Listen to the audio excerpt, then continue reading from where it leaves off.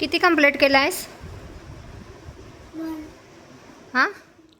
Hello everyone, welcome back to my channel. This is Priyanka from Riyansh आणि आई. तर ना ऑफिसहून घरी आले आणि छान असं सगळी कामं आवरायला घेतली. कामं म्हणजे ऑफिसहून घरी आल्यानंतर ही कामं ही कधीच संपत नसतात, सुटत नसतात. प्रत्येक लेडीजला कामं ही घरची ही करावीच लागतात. तर त्यानंतर ऑफिसहून घरी आल्यानंतर सगळ्यात आधी तर ना बाल्कनीतून असं वाटलं की कोणीतरी आवाज देतं आहे, म्हणून फक्त डोकावून बघितलं तर कोणी नव्हतं. कदाचित भास झाला असेल.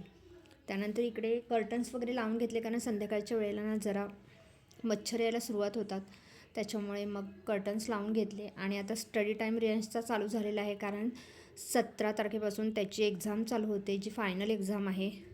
त्यामुळे त्याला अभ्यासाला बसवणं ही एक माझी मॅन्डेटरी रिक्वायरमेंटच झाली आहे. पण एक्झाम त्याची आहे, पण असं वाटतं की एक्झाम माझीच आहे, कारण एवढी तारेवरची कसरत असते ना त्याची स्टडी घेणं म्हणजे. कारण आता ह्या वयामध्ये मुलांचं खेळण्यावर जास्त जोर असतो, त्यांचं खेळकं वय असतं आणि आपण त्यांच्यावर इतकं बर्डनही टाकू शकत नाही की अभ्यास करा म्हणून. पण तरी त्याला जेवढं जमेल, तो जेवढा शांततेने घेईन तेवढं तो करत असतो. आणि सगळ्यात आधी महत्त्वाचं म्हणजे त्याचे पप्पा येण्याच्या आधीच मी त्याची स्टडी घेऊन रिकामी होते, कारण एकदा का पप्पा आले की तो स्टडी करायला बघत नाही. सो इकडे तो अभ्यास करायला बसला आहे, तर म्हटलं झाडून लुटून सगळं काढून घेऊयात, कचरा केर सगळं काढून घेऊयात, कारण स्टडी घेताना त्यालाही डिस्टर्ब नको. आणि मध्ये मध्ये येत होता तो डिस्टर्ब करायला, पण इट्स ओके, कारण तेवढं तर चालणारच होतं. तर सगळ्यात आधी ना हॉलमधलं सगळं छान क्लीन करून घेतलं. त्याच्यानंतर हा मधला पॅसेज आहे ना, इकडे थोडीशी धूळ येते, कारण समोरच्या बेडरूमच्या समोर बरोबर कन्स्ट्रक्शनचं काम चालू आहे आणि तिकडनं थोडंसं त्यांचं जे काम चालू असतं ना, त्याच्यामुळे भरपूर अशी धूळ वगैरे घरात येते. किती कंप्लीट केलं आहेस? त्याच्यामुळे तिकडचे कर्टन्स वगैरे मी कंटिन्यू लावूनच ठेवते. हां, एकदाच लिहाय, मी 2 टाइम्स लिहायला दिलेलं आहे. A to Z रॉंग करू नकोस, एक्झामला येणार आहे ते. हां, कंप्लीट केलं आहे A to Z. Overwrite करतोय सगळं, ओव्हर राईट काहीच करू नकोस, व्यवस्थित लिही. हां, नंतर व्हेरी गुड. हां, माहीत आहे ना तुला. हां, तसंच देन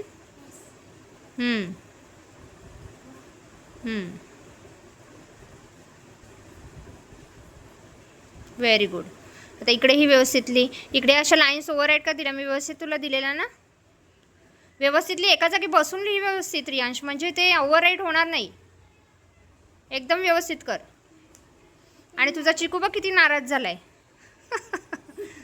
तू अभ्यास करतोस ना, स्टडी करतोयस, त्याच्यासोबत खेळायला कोणी नाही आहे म्हणून बघ तो कसा नाराज झालाय. चिकू, रियांचा चिकू आहे तो. हा आमच्या रियांचा चिकू आहे आणि रियांश स्टडी करतोय म्हणून हा बघा कसा नाराज झालाय. म्हणतो रियांशचा कधी स्टडी होणार आणि रियांश कधी माझ्यासोबत खेळणार. पण आता रियांशला चिकूला वेळ देण्यासाठी वेळच नाही आहे, कारण रियांशची आता एक्झाम आहे. हो ना. चिकू बुक घेऊ नकोस. ओके, चल आता. हां, चल कंप्लीट कर लवकर, नंतर आपल्याला 1 to 50 पण लिहायचं आहे. ओके. नाही का? नाही मग अभ्यास कोण करणार? मी. काय झालं? काय बिफोर आफ्टर? ओके, पण आधी हे कंप्लीट कर. चल मी माझी कामावरती तोपर्यंत हे कंप्लीट कर. हां, तर अशी त्याची बडबड चालू होते अभ्यास करताना. थोडंसं ओव्हर रायटिंग वगैरे चालू होतं, पण इट्स ओके, वय खूप छोटं आहे त्याच्यामुळे मग हे सगळं चालू असतं.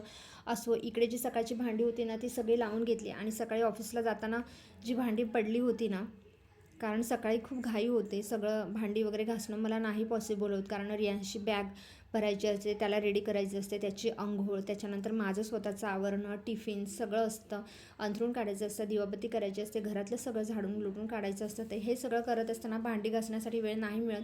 तर मग मी काय करते, फक्त भांडी उचलून त्यातलं खरकटं वगैरे सगळं काढून असं पाण्याने स्वच्छ धुवून ठेवून जाते. आणि मग संध्याकाळी जर भांडी जास्त असली तर मग संध्याकाळी आल्यानंतर लगेच धुवून घेते. आता ही भरपूर अशी भांडी पडली होती, म्हणून मग विचार केला की लगेच आता धुवून घेऊयात, कारण परत जेवणाची भांडी माझी भरपूर पडते. आणि असंही भांडी भरपूर पडतात माझी, म्हणजे रोजच्या रोज मी स्टँडवरची सगळी भांडी घासते असं म्हटलं ना तरी हरकत नाही, इतकी भांडी म्हणजे पडत असतात. असो. तर मी ही सगळी भांडी घासून घेतली आणि त्याच्यानंतर लगेच किचन काउंटरटॉपही क्लीन करून घेतलं आणि त्याच्यानंतर इकडे कुकर लावायला सुरुवात केली. रियांशला ॲक्च्युली खिचडी भात असतो तसा राईस जास्त आवडतो, पण मी आज वालाची भाजी करणार होते त्याच्यामुळे त्याच्यासोबत हा पांढरा राईसच चांगला वाटतो, खाण्यासाठी छान लागतो. म्हणून मग मी साधा प्लेन राईस बनवला आणि त्याच्यानंतर 2 दिवसापूर्वी वाल भिजत घातले होते. म्हटलं चला तर आज वालाची छान अशी वाटणातली आमटी करून घेऊयात खाण्यासाठी.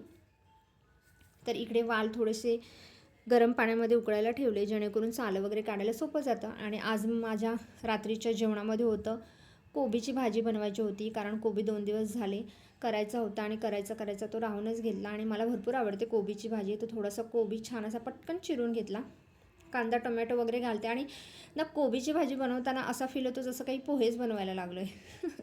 जोक्स पाठ, तुम्हालाही असं काही वाटत असेल तर नक्की सांगा. पण कोबीची भाजीची प्रोसेस जी आहे ना ती पूर्णपणे आपली पोहे जे बनवतो ना तशीच प्रोसेस मला वाटते.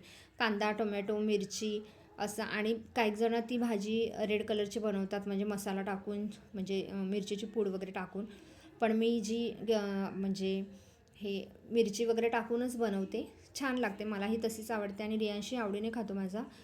तर इकडे भाजी माझी शिजत मी लगेच टाकून दिली आणि त्याच्यानंतर इकडे मी वाल सोलायला घेतले. वालही पाण्यामध्ये गरम होऊन झालेच होते त्याच्यामुळे वाल शिजायला घेतले, सोलायला घेतले सॉरी. वाल सोलून झाले आणि लगेच इकडे आमटी मी फोडणी घातली वालाची. ही आमटी खूप म्हणजे खूप छान लागते. एक दिवस मी माझ्या ह्याच्यावर रेसिपी नक्कीच शेअर करेन तुमच्यासोबत. आणि त्याच्यानंतर इकडे भाकरी बनवायला घेतल्या. रियांशच्या पप्पांना मला संध्याकाळी भाकरीच लागतात. ॲक्च्युली मी लग्नाच्या आधी कधीच भाकरी खायचे नाही. भाकरी बनवणं तर सोडा, मला खायलाही आवडत नव्हते, बनवता तर बिलकुलच येत नव्हते. लग्नानंतरच सवय झाली, पण आता इतकी सवय झाली आहे ना की संध्याकाळी असं वाटतं नको आता चपाती नको, आपण भाकरीच खाऊयात. तर संध्याकाळी छान अशी मी भाकरीच करते दोघांसाठी. आणि रियांशलाही आता मी साईड बाय सवय लावलेली आहे. कधी कधी कंटाळा करतो तो भाकरी खाण्याचा, पण गरम मऊ लुसलुशीत भाकरी केली ना तर तो आवडीने खातो.